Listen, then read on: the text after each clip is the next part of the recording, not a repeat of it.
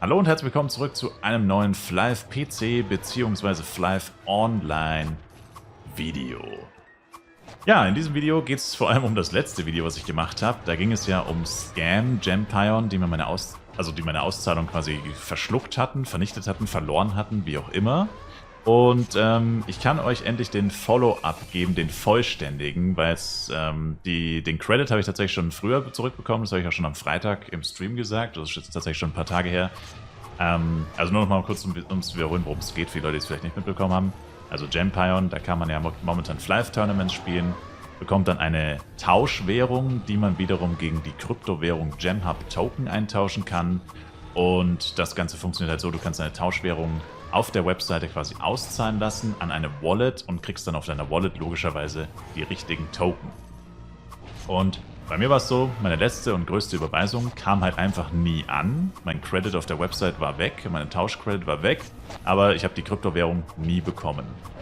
Und dann wollte ich halt den Support kontaktieren, da komme ich auch gleich nochmal drauf zu sprechen. Jedenfalls, lange Rede, kurzer Sinn.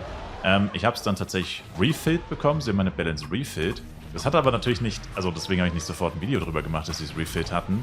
Das hat aber natürlich nicht dafür gesorgt, dass das Problem an sich beseitigt ist, weil es ging ja darum, dass die Auszahlung nicht funktioniert. Und ich meine, sie können mir den Credit so oft wiederherstellen, wie ich will. Solange das Auszahlen nicht funktioniert, bringt mir der Credit auf der Website ja gar nichts. Weil, wie schon gesagt, das tatsächliche Geld oder die tatsächlichen Tokens, die bekommst du erst durch den Umtausch des Credits. Das heißt, der Credit an sich ist an für sich wertlos, bis zu dem Zeitpunkt, wo du es umtauscht gegen die tatsächliche Kryptowährung.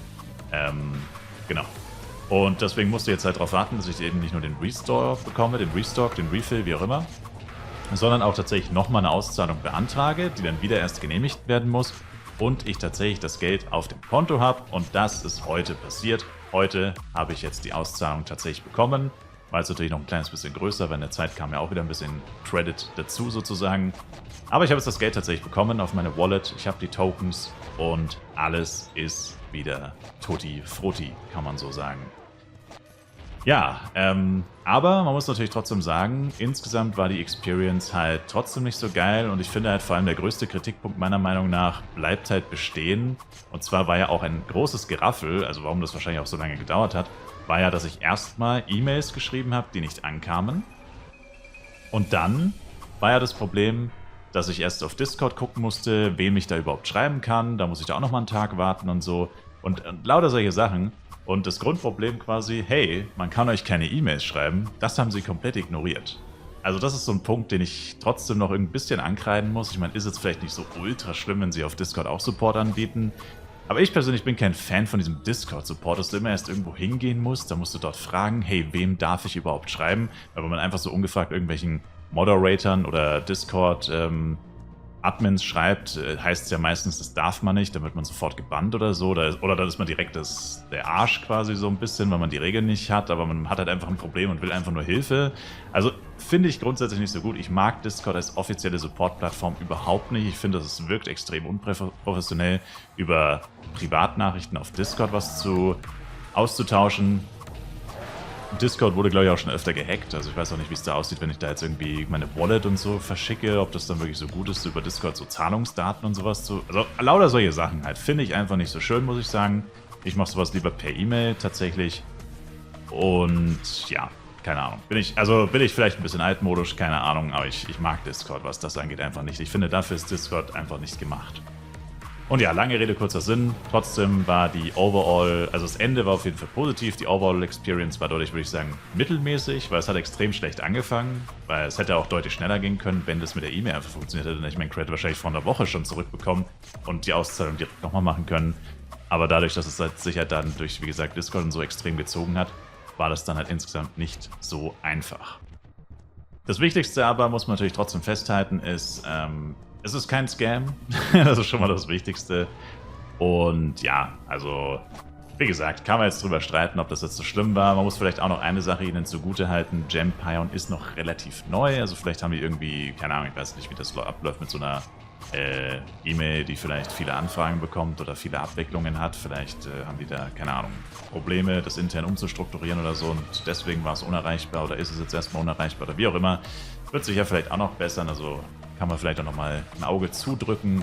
Wenn es nicht immer so ist, ich sag mal so, wenn ich in einem Jahr oder halben Jahr oder ein paar Monaten nochmal so ein Problem hätte und es wäre die gleiche schlechte Experience in Anführungszeichen, ja, dann wäre es natürlich nicht so schön. Aber wie gesagt, das Wichtigste ist, dass es auf jeden Fall kein Scam zu sein scheint, sondern wenn wirklich ein Problem aufkommt und es passiert irgendwas und irgendwas klappt nicht, dann sind sie auch so, dass sie dann nicht sagen, ja, bist selber schuld oder so. Also das ist vielleicht auch noch eine Sache, die ich tatsächlich sagen muss. Ich weiß halt nicht, was passiert ist, ne? Das ist noch eine Sache, die mich auch so... Also ich meine, eigentlich ist es egal. Ich meine, ich weiß ja ungefähr, was passiert ist. Ich meine, ich habe Credit definitiv an die richtige Wallet gesendet. Also ich bin mir 1000% sicher, dass es nicht die falsche Wallet war. Oder so. Und es kam einfach nicht an.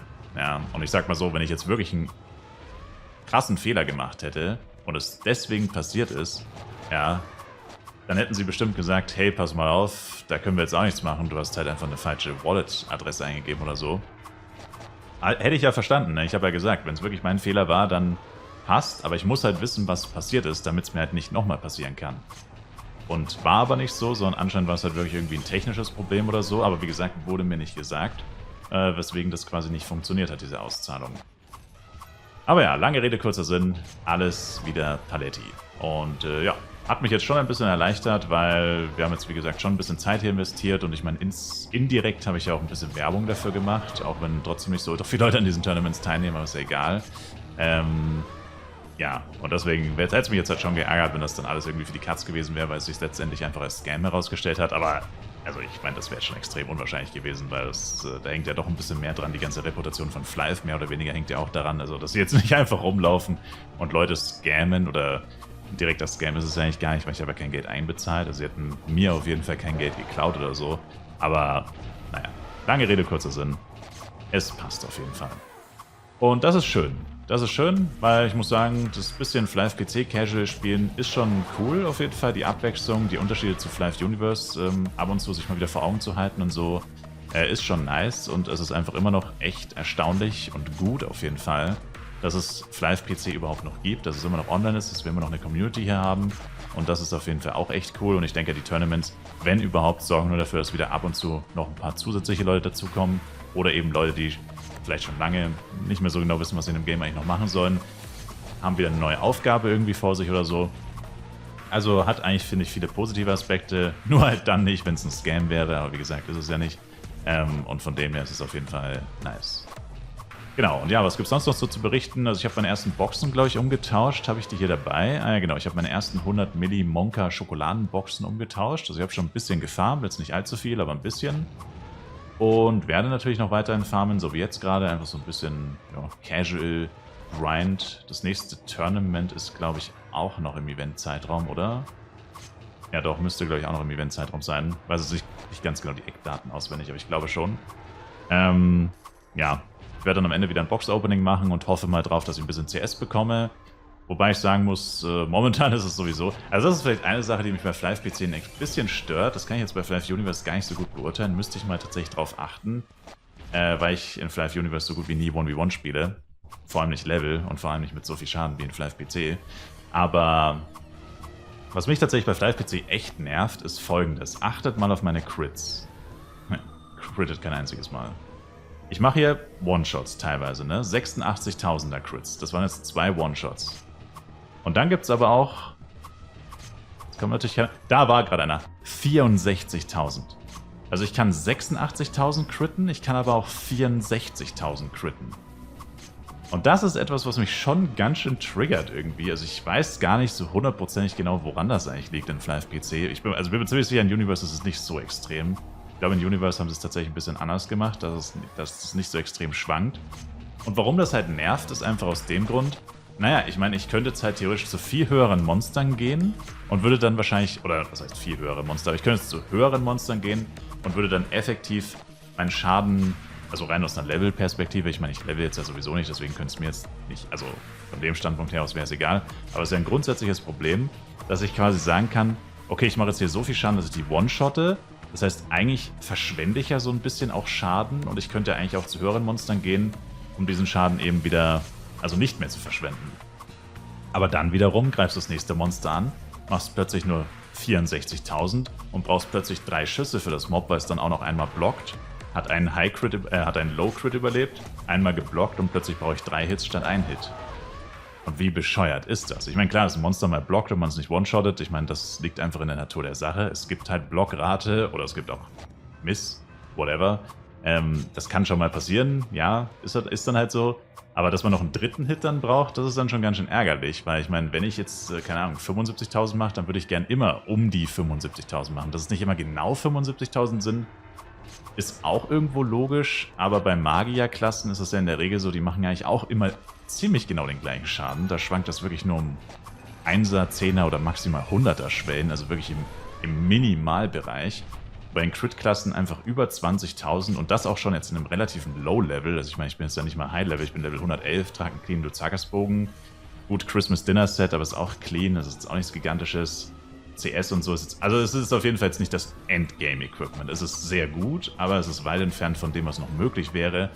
Und das finde ich halt irgendwie extrem nervig, dass das so extrem schwankt. Also, keine Ahnung, ob das einfach damals irgendwie schlecht designt wurde oder ich weiß es nicht, aber ich finde das einfach nervig, weil, wie gesagt, wenn ich jetzt zu höheren Monstern gehen würde, hätte ich dann halt das Problem, okay, ich würde dann vielleicht immer noch 80 oder 86.000 machen, aber meine Low-Crits wären dann halt wahrscheinlich 50.000 oder sonst was oder keine Ahnung. Und das ist halt einfach super nervig, weil du kannst dann halt richtig schlecht einschätzen, wo du jetzt hingehen willst. Und mit meiner eigentlichen Farm-Taktik ist es halt auch nicht so vereinbar, weil One-Hits sind halt so schlecht, wie ich bisher gefarmt habe. Also es war ja hauptsächlich wegen dem langsamen CS-Pad, dazu komme ich auch gleich nochmal. Und ja, deswegen hat mich das schon ziemlich genervt. Und jetzt ist es halt so, ich mache teilweise One-Shots, aber teilweise brauche ich auch Free-Shots. Also es ist super dämlich und das triggert mich einfach ein bisschen. Aber egal. Und dann noch zum Speed-CS-Pad, das ich gerade erwähnt habe. Ja, mir wurde ein bisschen unter die Nase gerieben, dass einige von euch, die meine Videos sehen, sehr viele Drachen haben oder auf jeden Fall mehrere Drachen haben. Falls irgendjemand von euch noch einen ungebundenen Drachen hat, ich bin stark daran interessiert, einen zu kaufen. Und ich müsste mich jetzt auch langsam in dem Bereich bewegen, wo ich mir einen leisten kann, beziehungsweise müsste ich halt mal ein paar Angebote reinholen. Also am besten wäre es natürlich auch, wenn ihr mich direkt auf Discord anschreibt und mir eure Preisvorstellung nennt. Oder ihr könnt es auch hier auf YouTube theoretisch machen, aber dann müssten wir uns wahrscheinlich trotzdem auf Discord kurz schließen, um einen Handel durchzuführen. Und ja, ich will auf jeden Fall so einen weißäugigen blauen Drachen haben.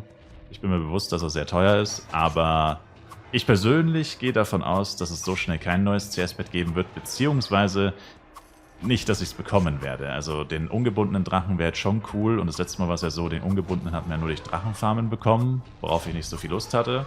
Und den gebundenen hätte es ja dann aus den Boxen gegeben. Schön, aber gebunden ist halt irgendwie auch immer so ein bisschen kacke. Und deswegen wäre der ungebundene ja langfristig eigentlich sowieso irgendwie besser, weil dann könnte man den auch auf anderen Charakteren theoretisch verwenden und so.